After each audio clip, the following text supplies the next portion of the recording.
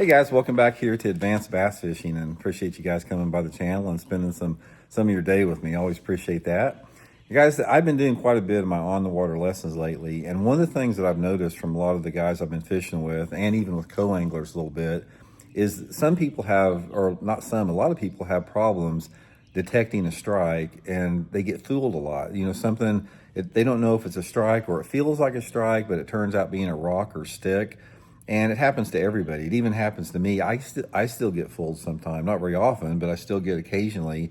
But some anglers get fooled a lot because they really can't tell the difference between a bite and a snag or something like that. So I'm going to give you guys some 4 or 5 really good ways to determine when you think you may or may not have a bite, to determine if it's actually a bite or not. We'll get into that today. I'm also got a couple quick housekeeping tips before we get started. You may have heard me talking about it. We do have my Vexus 1980 aluminum boat for sale right now through Branson West Marine in Branson, Missouri. This is the boat I've been running since last fall. I'm getting another one just like it. Guys, I love that boat, man. If you guys are interested in it, just give Robbie a call at Branson West Marine. I'll put the link in the description to the website. Tell him I said to call. He'll set you up with a good deal on it. Whoever buys the boat, I'll take you out personally in it on Table Rock Lake, and we'll run it around. And also, guys, quick reminder, Tackle Warehouse has got my throwback jigs back in stock right now.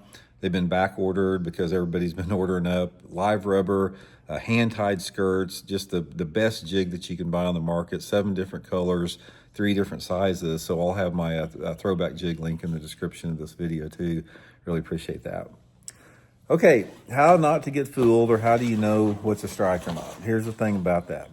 You're never going to get this down 100%, because there are some things that you don't know. Say, for example, and this is some of the toughest ones, if you're working your bait, your worm or your jig or something, and that worm is happening to slide down a tree, a lot of times you pull back and you feel weight, and then the jig slides down the tree, so it feels like a fish is moving with it, and you set the hook and you bring back a stick or something. Stuff like that, you know, you're going to get fooled. I even get fooled with it. But here's how a lot of people don't really understand what's a strike or not, is they haven't caught enough bass to determine what is a bite or not. Now, there's 2 different ways to know this. Number one, the toughest one is on any type of a slow bait. If you're fishing like a jig or worm or a shaky head or a drop shot, you're on the bottom, so you're always working that lure on the bottom, which can be really rough. There can be logs down there. There can be grass. There can be, you know, just rock, everything. There could be all type of obstacles for that lure to get hung up on. And a lot of times the bait will get hung up. And sometimes when it gets hung up, you feel the pressure, but maybe it pulls a little bit. Say, for example, maybe you snag, there's like a 2-foot long twig or something on the bottom that your hook gets, and you pull it and it's not real tight, but it's heavy and you're not sure, so you set the hook, you know, that type of a thing. Or sometimes you're getting a bite and you don't know it, and you're sitting there and you don't know if it's a rock or anything, and the fish isn't really moving with it, so you don't set the hook. So here's how to determine what it is. When you are fishing a slow bait, I'm going to talk about 2 different categories, a slow bait and a reaction bait, moving bait. When you get a bite on a slow bait, the first thing that you have to tell yourself, or say you think it's a bite, you know, a log or whatever, you don't have to be in a big hurry to set the hook. You don't. I mean, if it's a decent fish, 99% of the time, it's not going to just spit that bait out, or say 95% of the time. Sometimes they do spit the bait out. 95% of the time, they're not. 95% of the time, they're going to swim a long way before they drop it, and a lot of times they swallow it. They won't even drop it. So if you think that you have a bite, don't set the hook until you can actually feel that fish surging, or you see your line moving out. That is when you know you have a bite, because if you get a slow bite, that fish is not usually just going to sit there with it. Usually the fish is going to swim towards you or away from you or to the side. And if you're really not sure, say, for example, you think it's a bite, but the fish is just sort of sitting there, just sort of shake it a little bit, pull on it, pull it back a little bit like that, just slightly, because if you don't want to pull it back too hard, because if you're on a log or something, you'll just bury your hook further.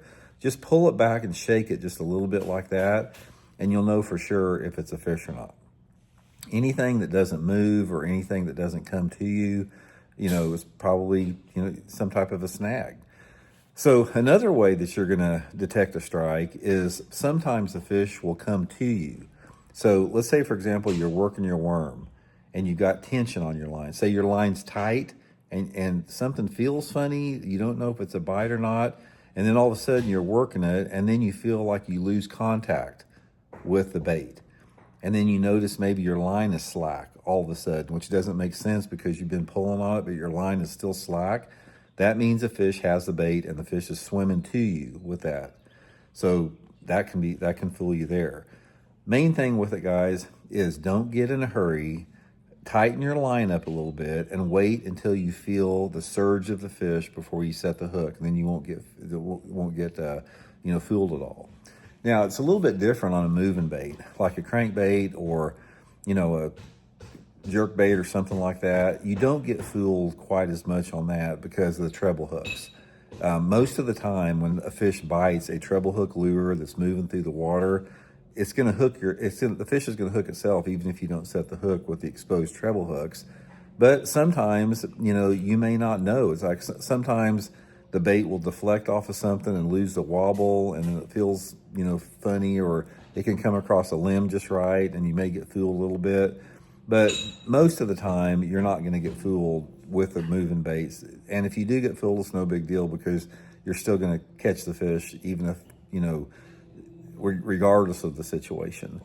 One thing that I will caution you a little bit on a moving bait, though, is that if you're reeling that moving bait, just like I was talking about the fish coming to you, like on a worm or something, if you're reeling your crankbait or something and all of a sudden you lose contact with that crankbait, usually a fish has come from behind and hit it. It's sucked it in and is moving toward you the same way.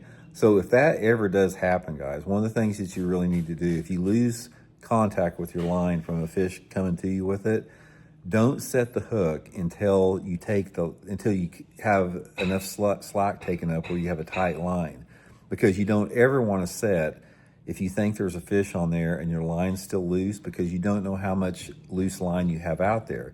You might set the hook and not even get any penetration. So always wait until that line is tight before you set the hook.